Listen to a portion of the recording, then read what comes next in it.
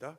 하나님 말씀은 요한계시록 13장 1절에서 10절까지 말씀 같이 보겠습니다. 요한계시록을 우리 함께 묵상하고 있습니다. 요한계시록 13장 1절에서 10절 신약 성경 맨 뒤에 있는 책이고 411페이지로 되어 있습니다.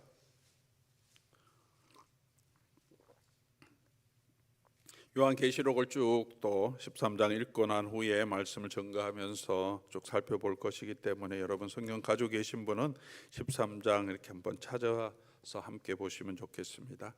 요한계시록 13장 1절에서 10절까지 교독해서 읽겠습니다.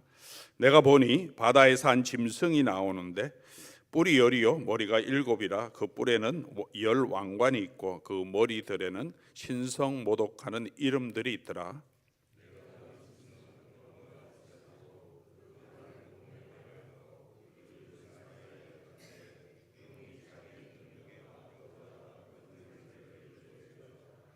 그의 머리 하나가 상하여 죽게 된 것 같더니 그 죽게 되었던 상처가 나오매 온 땅이 놀랍게 여겨 짐승을 따르고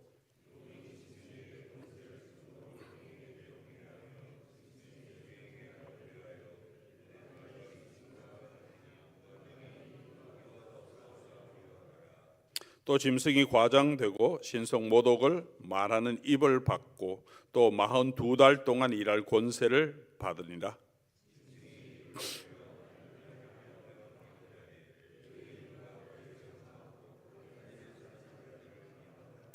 또 권세를 받아 성도들과 싸워 이기게 되고 각 족속과 백성과 나라, 방언과 나라를 다스리는 권세를 받으니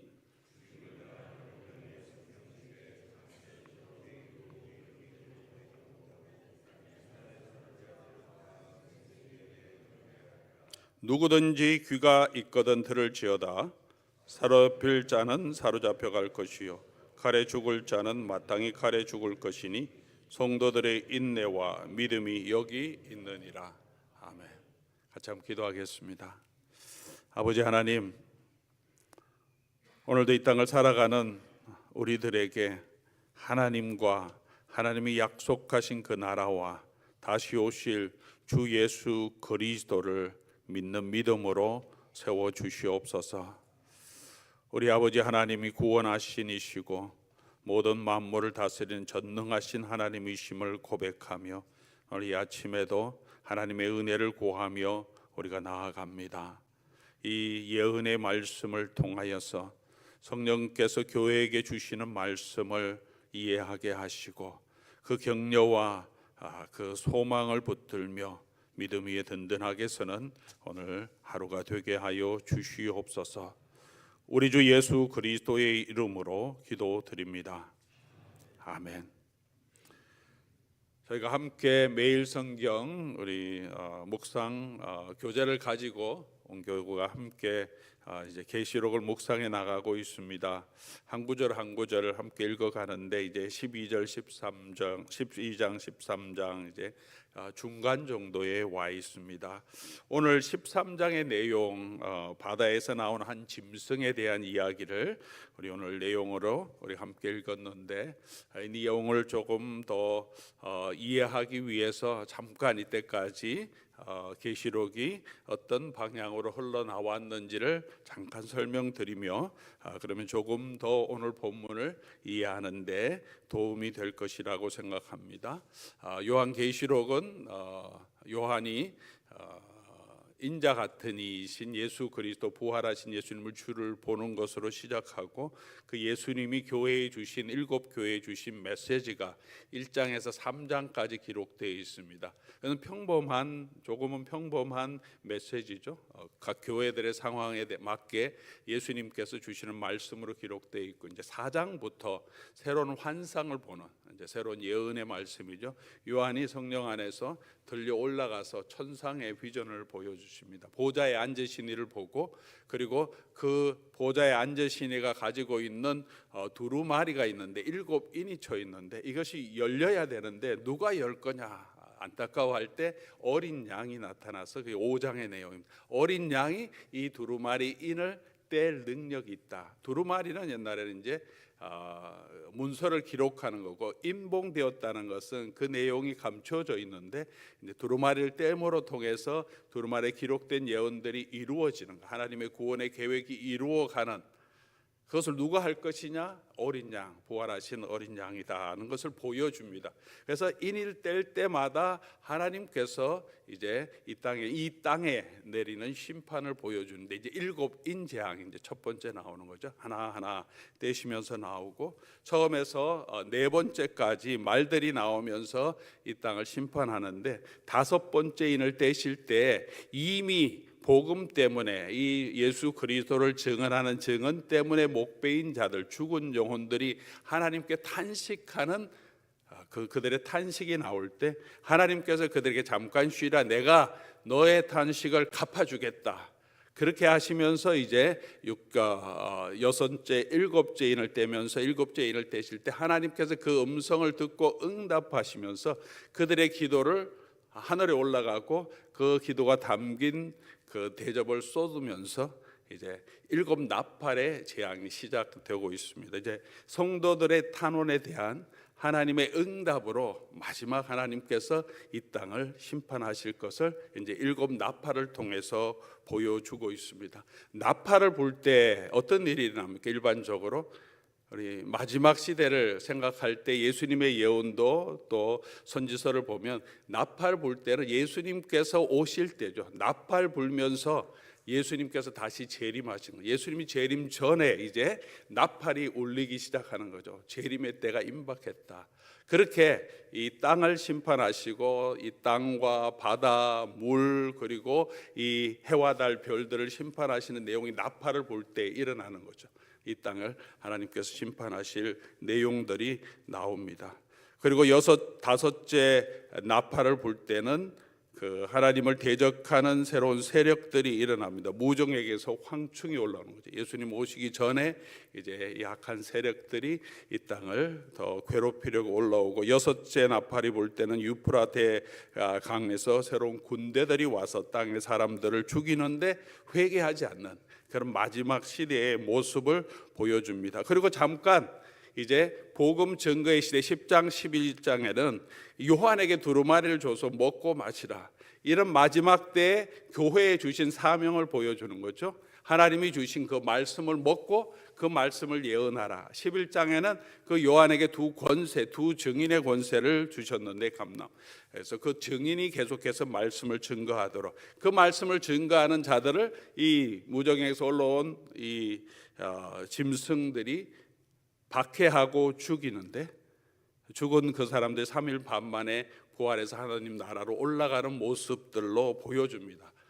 복음의 증거와 그를 방해하는 세력들, 박해받는 교회의 모습을 보여주고, 그 후에 이제 7째 나팔이 이제 불려지는 내용들이 11장 마지막의 내용입니다. 7째 나팔이 불려지는데 마지막 재앙이 오기 전에 12장부터 13장, 14장, 15장까지 다른 이적을 보여주십니다.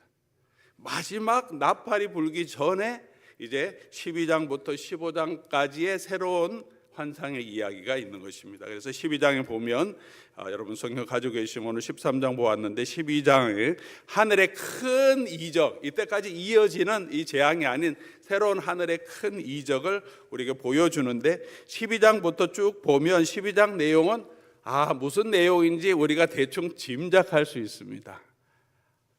이 땅에 지금 어떤 일이 일어났고 어떻게 이런 갈등이 생겼는지를 보여주는데, 해를 입은 한 여인이 어린 아이를 잉태해서 출생하고, 그 출생한 아이를 사탄, 붉은 용이 삼켜버리고 없애버리려고 하는 영적인 전쟁을 말하죠.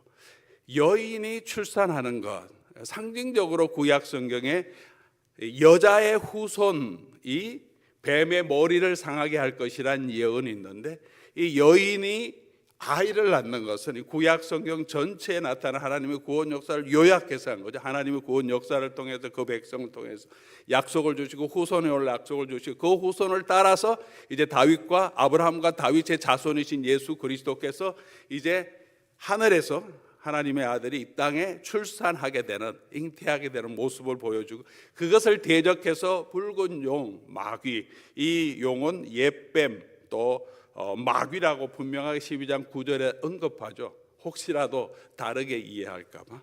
그래서 이 붉은 용은 머리 7, 뿔이 10, 권세와 그런 영광을 가지고 힘을 가지고 이 아이를 삼키려고 하는데 전혀 삼킬 수 없어요. 해할 수 없으니까. 그 다음에 이제 잠깐 실절에 가서 보면 하늘의 전쟁 이야기를 합니다. 이 용이 어디서 나왔느냐, 그것을 설명하는 거죠.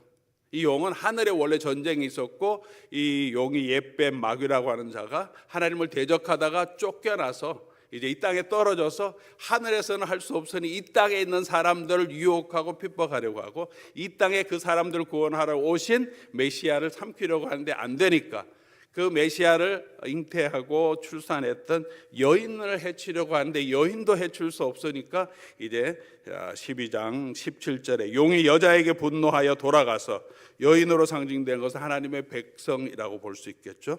그 여인에게 분노하여 돌아가서 그 여자의 남은 자손 곧 하나님의 계명을 지키며 예수의 증거를 가진 자들과 더불어 싸우려고 바다 모래 위에 서 있더라. 이제 이게 배경입니다. 이 여인과 또 그 아들은 어떻게 상할 수 없어서 이제 마지막으로 남은 이 사단이 할 수 있는 마지막 세력은, 마지막 것은 그 여인의 남은 후손들, 이 마지막 때에 이 땅에 살고 있는 예수의 증거를 가진 자들, 그 사람들을 삼키려고, 그 사람들을 해하려고, 그 사람들을 자기 사람으로, 짐승을 섬기는 사람으로 만들려고 지금 그 세력이 나타난 모습이 이제 12장 마지막이고, 이제 13장부터는 그 짐승이, 그 용이 어떻게 이 땅의 남은 후손들을 우리가 어떻게 유혹하고 어떻게 협박하고 어떻게 그 믿음을 떠나게 하는지의 내용을 보여주는 거죠.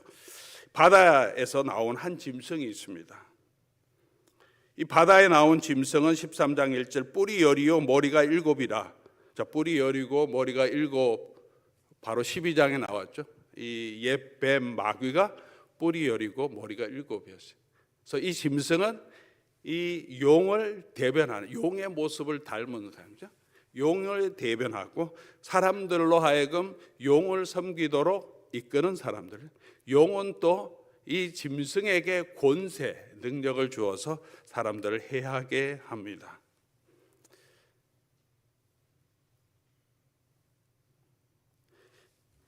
이 용은 어떤 모습입니까? 2절 가서 보니까 이 본 짐승, 이 짐승은 표범과 같고 또 발은 곰과 같고 입은 사자의 입과 같고 용이 자기의 능력과 보좌와 큰 권세를 그에게 주었더라. 표범, 곰, 사자, 이것은 그 당시 고대 근동 지방에 살고 있는 사람들 중에 그들이 접할 수 있는 가장 무서운 맹수들이죠.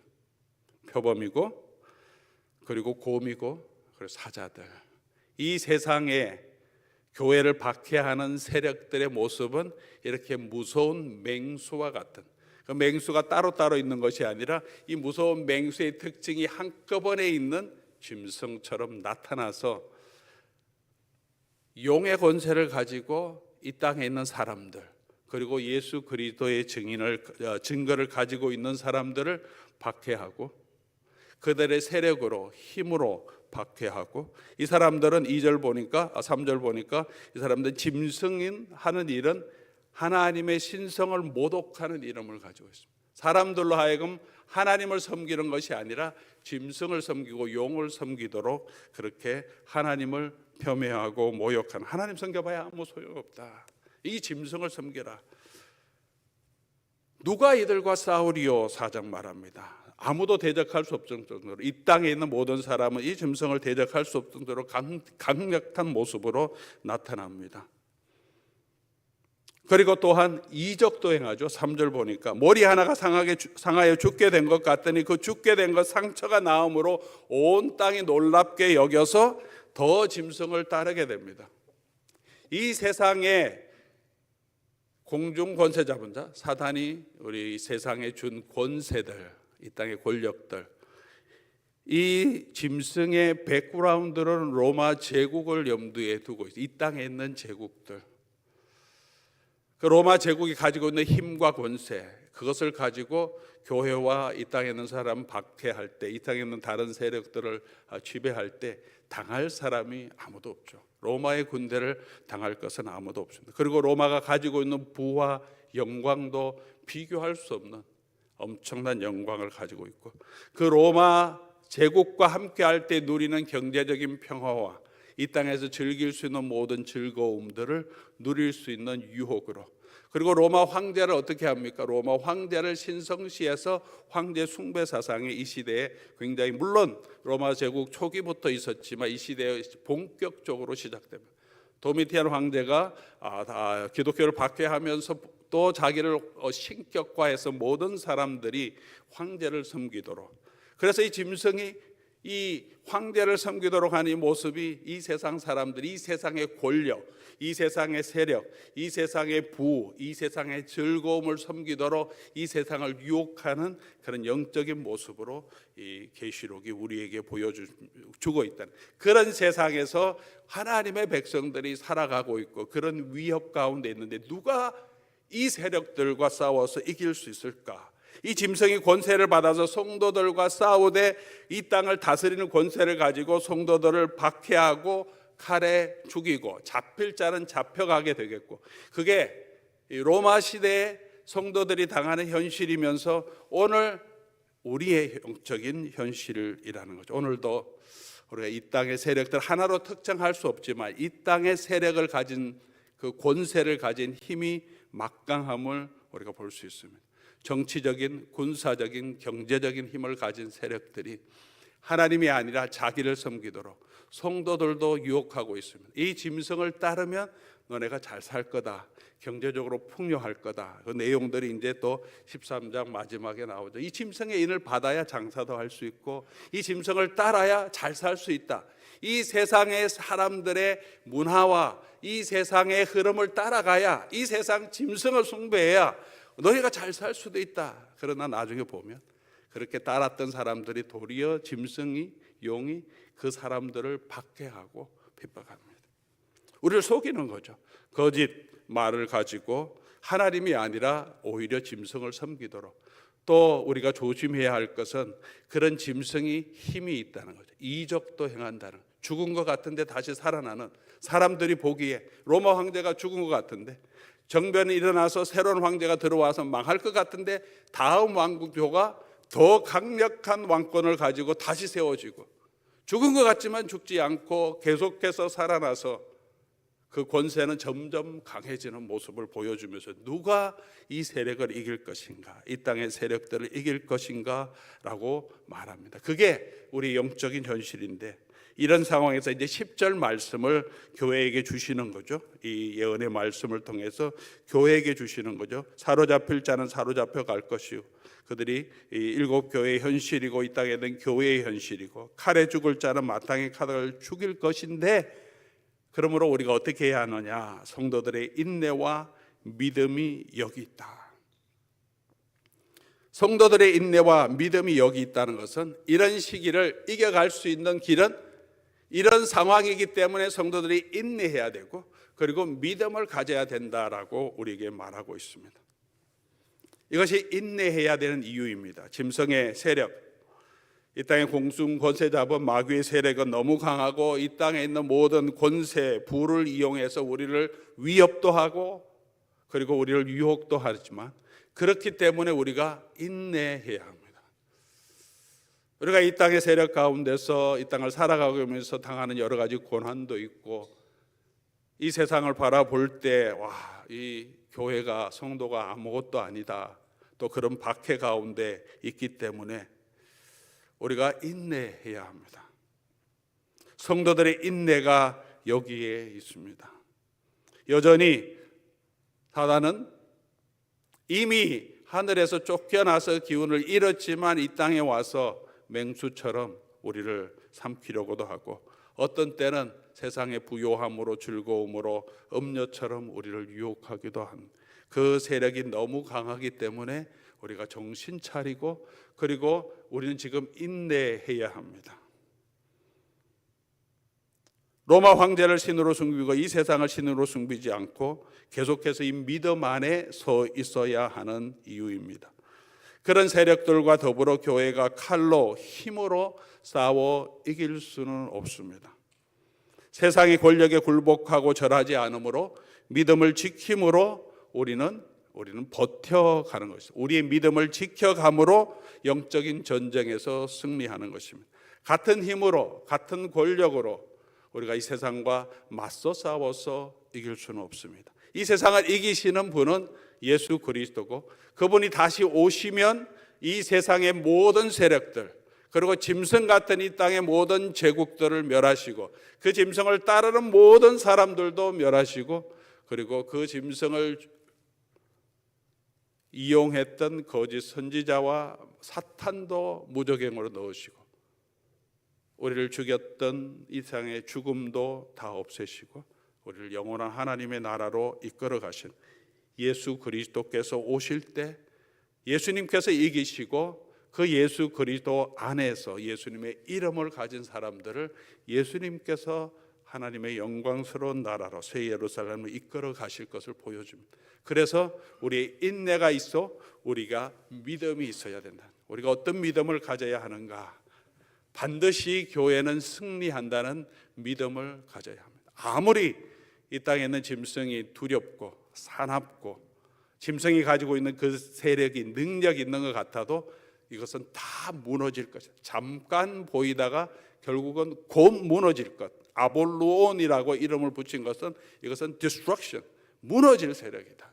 이 땅의 세력을 바라보고 부러워하지 말고 내가 이 땅에서 더 큰 힘, 이 짐승보다 더 큰 재물을 가지면서 짐승을 이기는 것이 아니라 성도가 해야 될 것은 믿음으로 인내하면서 예수 그리스도께서 오실 것을 기대하며 우리 믿음의 순결을 지켜가면 예수님께서 반드시 오셔서 예수님께서 이 짐승의 세력, 이 땅의 모든 세력을 멸하시고 그의 교회를 영광스럽게 해주실 것입니다.